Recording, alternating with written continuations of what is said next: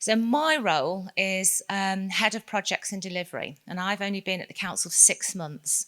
And the reason I was brought in is because there has been all this investment and we need to understand what's happening and manage it. So rather scarily, that's my role for the next 3 or 4 years.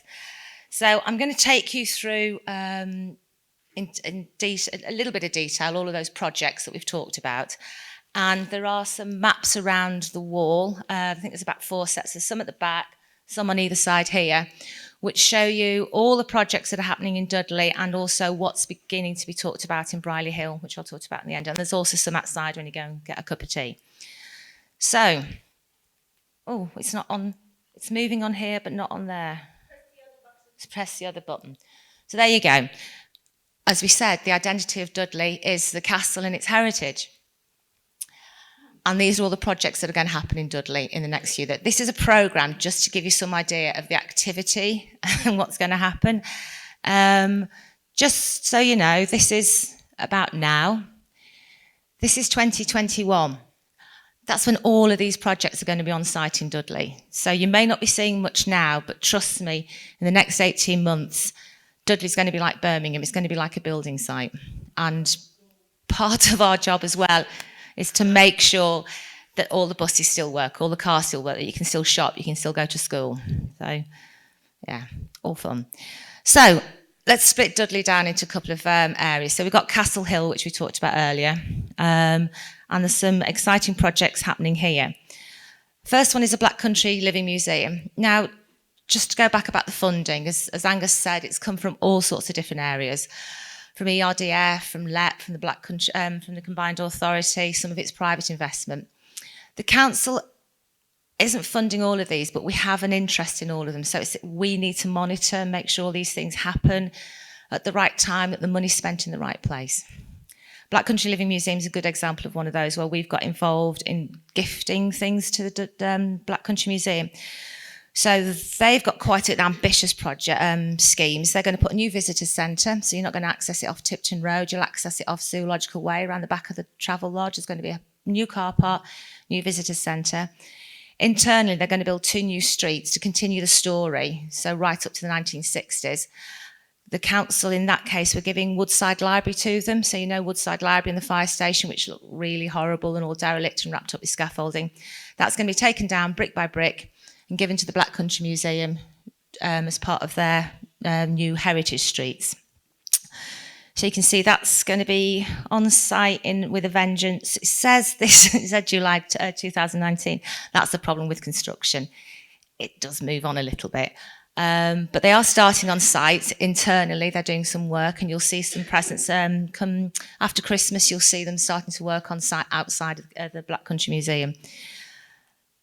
Then we've got the Institute of Transformative Technology, which is not a university, but it's not a sixth form college. It's about apprenticeships. And that's going to make a big difference to Dudley, I think, because they're going to have at least 2,000 students on roll. So there's probably going to be 800 students a day going down to the, going down, I'm going too fast, I knew I would. It's because I've got so much to talk about and I've got the short amount of time. So this college is going to teach people about more apprenticeships rather than degrees and that kind of academic qualifications. And the idea is that a lot of the people there will be earning money while they're attending, so they've got money to spend in the area. And this is funded by lots and lots of different, I think and it's all managed by Dudley College. And Dudley College has invested a lot into Dudley. And they're involved in this and the next scheme a little bit as well, which Angus talked about, the Very Light Railway and Innovation Centre. And this has been done in with the University of Warwick and Coventry Council as well. So the people are wanting to invest in Dudley and bring in different types of education facilities. So not universities, but that other bit that will get people proper jobs, you know, in manufacturing and industry. This is on site now, actually. So if you go down Zoological Way, you'll see that there's fencing and stuff up because they're having to build a retaining wall along part of it because it's obviously in that big dip where the station used to be. So we need to put a retaining wall in first so the metro can come along. So that's the Castle Hill end, and then we've got the other side, which is the Dudley town, all around the bus stop and Portersfield and Cavendish House. Hooray. So we'll start with what we've got control of. So down at the bottom towards Flood Street, and this is starting on site. We're starting to do the utility diversions for this. We're starting on site with this one just after Christmas with the build. You'll see that they're already putting the compound down there. So we're going to have a brand new swimming pool, gym and other facilities. And then there's the Portersfield development, which is where Cavendish House is. This is something that's not totally within the council's control. This is private development that's doing this. So I'm going to anticipate the question. They've got permission to demolish Cavendish House, but we can't make them demolish Cavendish House. So they're kind of waiting until they've got all their ducks in a row and they know what's happening. So it's kind of outside of our scope at the moment to do anything about it. So trust me, on a weekly and daily basis, we're having meetings with them to try and encourage them to do it. But it's outside of our remit. We are working with them, though, to facilitate the highway. So there's going to be a lot of changes to the roads around there to make access to Portersfield and to the new interchange as well. This is really exciting because this is bringing in more residential into Dudley, and it's also going to provide some student accommodation for the IoT and the VLR. And there's a potential that there's going to be some more retail in there of a larger scale. But again, they're still making they're having the conversations, and it's a private developer, so there's only so much we can do. But they've got planning permission for all this, so we are meeting with them regularly. And then there's the interchange or the bus stop, which again, when we talked about negative things, there's a feeling about unsafety, and it wasn't a very pleasant place to be. So this is a new interchange. So you know where Farm Foods is? That's going to be knocked down, and this building is going to be built there, which is this lovely new bus stop. And it's a nice two-storey building. As you can see, looks very shiny inside. The buses are all going to come in up St. Joseph Street and go back out again, so they're not going to be moving as much around the town. So it'll hopefully have less impact really on pedestrians and things in the town centre, but it'll be easier to use. So that's all Dudley. So Brierley Hill is not as far advanced, but there's some great opportunities coming along with Brierley Hill. And I have to say, this forum today is marvellous for what's happening to Brierley Hill, and hopefully a lot of what comes out of this in the next weekend will help us inform us on what happens going forward.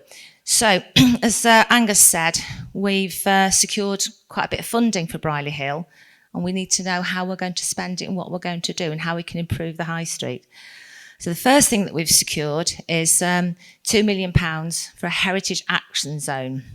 So this was a bid to Historic England, and we were successful, and apparently it was one of the best bids they had, so it shows you know what we're talking about, I suppose.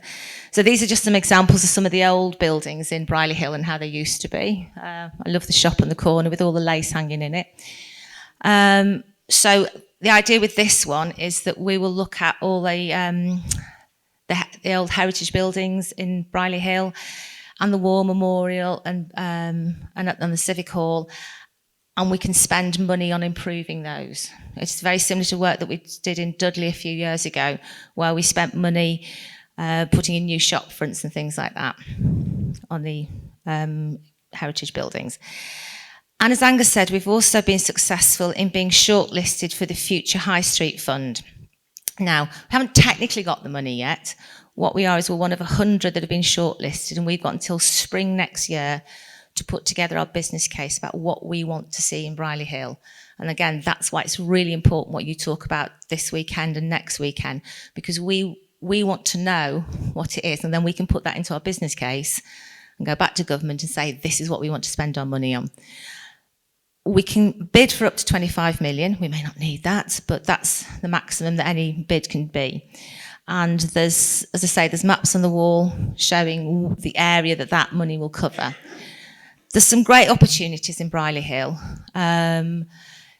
with the metro that's coming, with the, I'm going to say it wrong, Resonance, the music centre at the waterfront. And as I say, the £2 million that we've got from the Heritage Lottery, Historic England. It is a marvellous opportunity, but it is it's Briley Hill has suffered, hasn't it, for a long time with Merry Hill and things like that. And we all know that retail everybody's using high streets in a different way. So we need to be innovative and we need to be different about it. And I think you've already identified the really good things about Briley Hill, and we need to work out how can we build on those, and how do we make Briley Hill different from all the other bits. And again, that's why I think what we're doing today is really important. So the last thing I'm going to show is the Midland Metro extension, which Rose is going to talk about in more detail. That's a massive amount of money that's been invested. So that's coming from Wednesbury all the way through to Briley Hill. So Briley Hill's going to have a terminus at the end. That's going to give you this connection. Everybody's going to be able to get to Briley Hill and they can get into Wolverhampton, Birmingham from Briley Hill. So there's more reason for people to be able to come here and leave and go to employment and live here. And I'm going to hand over to Rose now, who will tell you in more detail about what's happening with the Metro. Just was going to say one other thing about where the council, the other extra bits that we're doing. With the Metro have said this is what we're delivering as a minimum. The council is investing little bits more around each of those Metro stops to make there a better place of arrival. For example, at Castle Hill, we're going to be developing a nice public plaza. So there's a more sense of going back to that placemaking that I talked about earlier.